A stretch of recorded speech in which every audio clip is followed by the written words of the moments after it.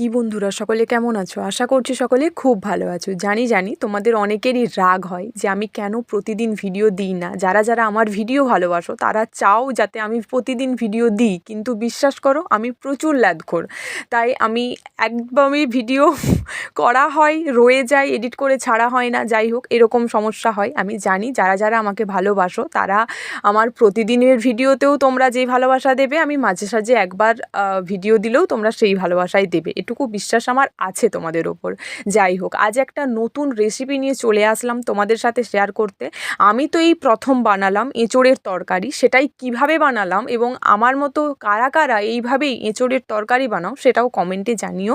এবং এঁচোড়ের সিজনে এই বছর এঁচোড়ের তরকারিটা আমার হাত দিয়েই প্রথম হচ্ছে আমাদের বাড়িতে। যাই হোক, চেষ্টা করেছি, আশা করছি ভালোই হবে। প্রথমে কিন্তু আমি এঁচোড়, আলু, গাজরটাকে সিদ্ধ করে নিয়েছিলাম নুন, তেল, হলুদ দিয়ে।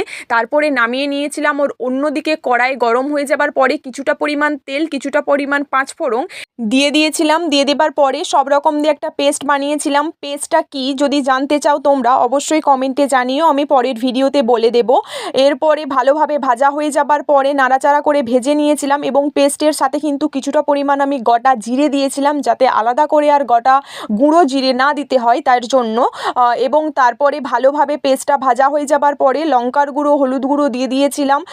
দিয়ে দেবার পরে ভালোভাবে কষিয়ে নেবার পরে সিদ্ধ করে রাখা এঁচোড়, আলু আমি কিন্তু দিয়ে দিলাম, ভালোভাবে কষিয়ে নিয়েছিলাম। আর অন্যদিকে আমি কিন্তু একটু গরম জল করে নিচ্ছিলাম। যে কোনো তরকারিতে একটু উষ্ণ গরম জল দিলে তার কিন্তু টেস্ট অন্যরকম হয় এবং খুবই ভালো এবং সুস্বাদু হয়।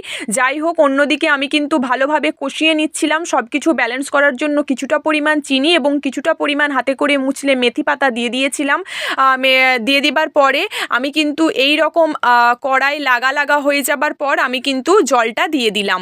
এরপরে অল্প আঁচে ওই মিনিট 10 মতো ভালোভাবে ফুটিয়ে নিতে হবে এবং যত কম আঁচে ভালোভাবে ফুটবে তার টেস্ট কিন্তু তত বাড়বে। এইভাবেই আমি কিন্তু আজকে বানিয়ে ফেললাম এঁচোড়ের তরকারি। তোমরা এইভাবেই বানাও নাকি কমেন্টে জানিও, এবং কারা কারা এখনও বানাওনি এঁচোড়ের তরকারি আমার এই রেসিপি দেখে বানাতে পারো। সত্যিই খুব সুন্দর হয়েছিল আজকের এই রেসিপিটা। আর কাদের কাদের প্রিয় এঁচোড় অবশ্যই কমেন্টে জানিও। আমাদের বাড়ির আমার মায়ের খুব প্রিয় এঁচোড়, তাই জন্যই বানানো। সকলে ভালো থেকো, সুস্থ থেকো, ধন্যবাদ।